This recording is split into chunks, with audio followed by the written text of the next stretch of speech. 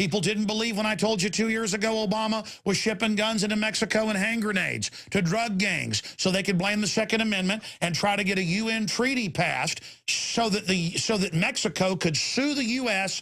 at the UN over guns. Fast and Furious, this is another story that you effectively broke, which was seen as potentially very damaging to the Obama administration, who tried to say, oh, no, this didn't happen, or we had no knowledge of it, or that it was a holdover from the Bush administration. Can you recap for us just briefly what Fast and Furious was about? Fast and Furious was an effort. When I first began covering the story, we thought perhaps even a small local effort, misguided on the part of federal officials from the Alcohol, Tobacco, and Firearms Federal Agency to catch criminals and Mexican cartel lords in Mexico by doing the unthinkable, which is letting guns through traffickers fall into the hands of the cartels and see where they end up, with the idea that then we can catch a major cartel, kingpin, right. and this will be better because we can prove that guns come from the United States and arm the cartels. In fact, it turned out to be something much bigger than Phoenix. There were many operations with different names that were happening simultaneously in other states. This is a wonderful lesson in why not to initially believe the government's proclamations about things without checking yourself, because initially the government story evolved from, this never happened, the whistleblowers are lying, which was, proven false. Then they said, well, it was isolated to Phoenix, Arizona, which was false. Then they admitted, okay, ATF headquarters in D.C. knew about it, but nobody at Justice knew of the case, which turned out to be false. Then Justice Department said, well, we had some knowledge, but nobody at the White House knew of the case, which turned out to be false. And then the president declared executive privilege so that we can't see those final documents. Why is it that people this stoked the imagination of the right and of Obama critics? Why do you think it did not catch on bigger in the American population? Is it that the story doesn't matter, or it's too confusing, or that the administration's kind of slow drip strategy actually worked? I do know at the time when I was starting to cover it that other reporters were also trying to cover the story, and that they were being prevented from their editorial bosses. The stories were being prevented from airing. So sometimes the ground level reporters do want to cover these stories, but you have to get past other hurdles. And there are managers, if they don't see it as a story or they want to block the story, it won't get published. So I think because it wasn't widely published, first of all, it didn't catch on. I and I guess Fox News and a few other outlets were covering it. And then it was successfully fairly politicized, even though it was revealed that the government had, in fact, not been telling the truth about it. Right. By the time all of that came out, it had been portrayed as a Republican versus Democrat controversy, so half the people didn't care and the other half thought maybe it was political. Yeah. U.S. Representative Jim Sensenbrenner has put forth a bill eliminating the ATF. There's a lot of reasons to eliminate the ATF. I'm all for it. Let me categorically state that. Any agency that targets and creates crime where there was none, that's not law enforcement. But they have a lot of operational failures. The Milwaukee storefront operation, Operation Fearless and Brainless. It turned out they also had concurrent operations in Wichita, Portland, and Pensacola. And they did things like exploiting mentally disabled teenagers, giving them a neck tattoo, paying a brain-damaged man with an IQ in the 50s to set up gun and drug deals, exploiting other low-intelligence marks, letting teens smoke pot, providing them with alcohol at an undercover location, encouraging thefts by buying stolen merchandise, no questions asked, allowing felons to walk out of such operations with guns, and in one case, hiring a felon to run a pawn shop. I wonder if it had a FFL. They also lose their own guns. Between 2009 and 2013, they lost 49 of them. They've lost them in cars and in bathrooms and in bars. This in spite of a Bureau rule that requires service weapons, when not being carried, shall be stored in secured, locked locations. This is all the kind of stuff that they told us that they needed a permanent director for, and this is how we got B. Todd Jones. But these embarrassments continue to happen under his watch. They go unreported by the mainstream press because then an inconvenient admission would have to be made. The supposed inadequacy of a string of acting ATF heads since 2006 was precisely the rationale given to pressure of the Senate into confirming a permanent director. It became very important that this happened after Operation Fast and Furious.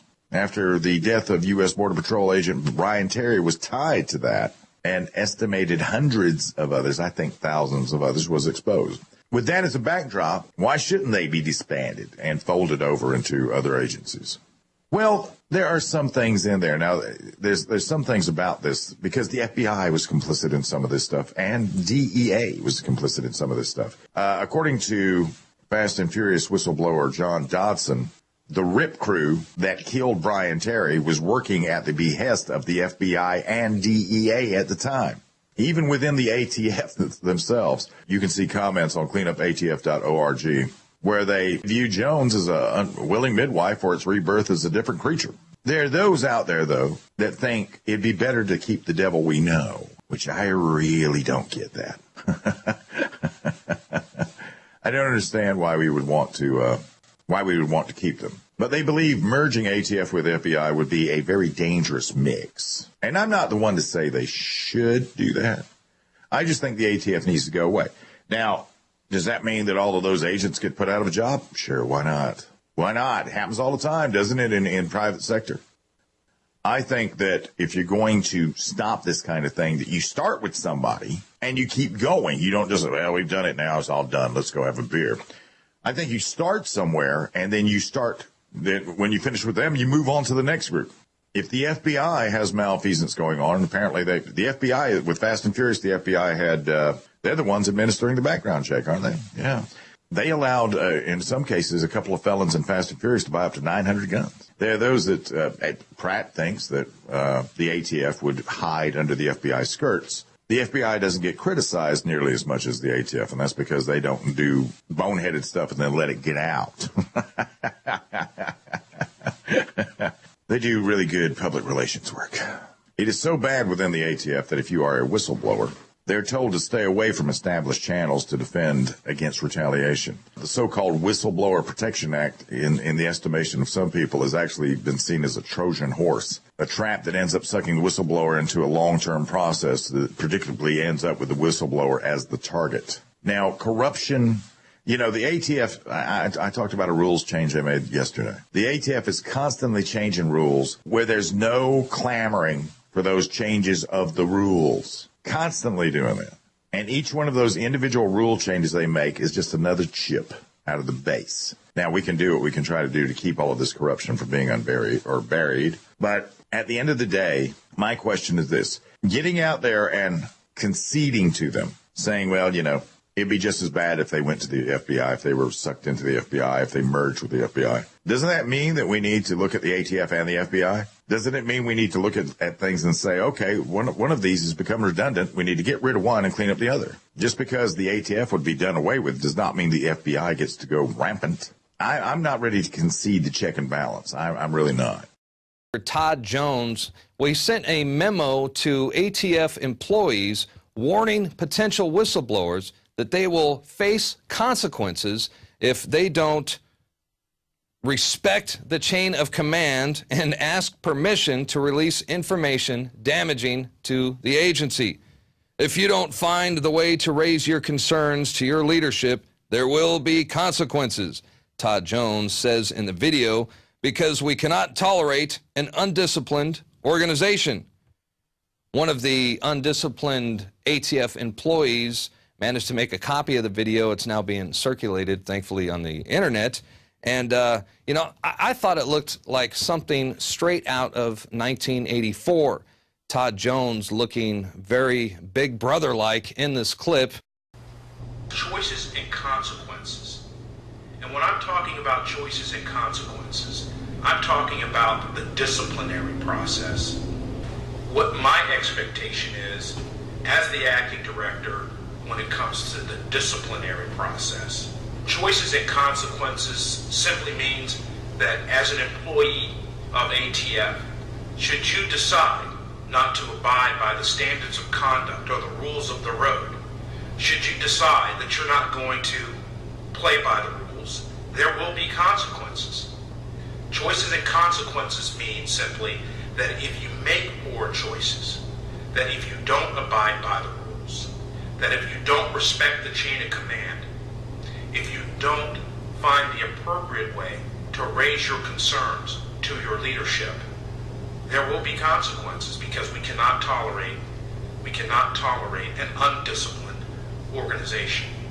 And the next time that we talk, we'll start to grind down on some of the specifics about how we're going to actually follow through on this accelerated change that we've been implementing here at ATF over the last 9 months.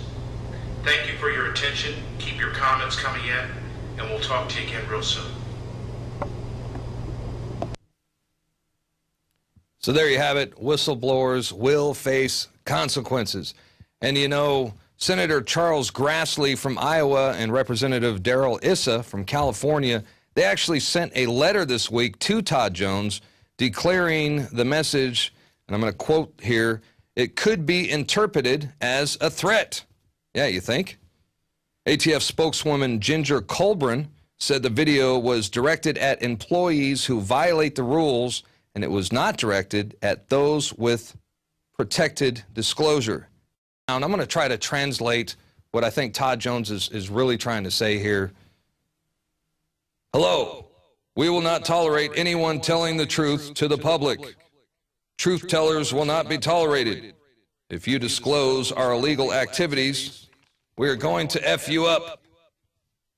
You and your family will suffer. Now go back to sleep. Everything is fine. Big Brother loves you. And by the way, I'm naked from the waist down.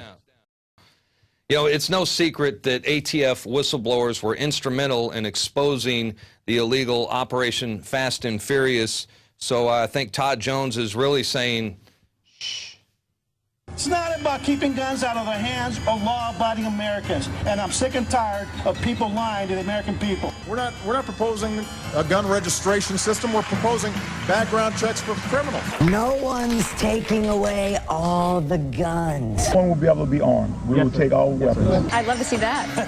In uniform.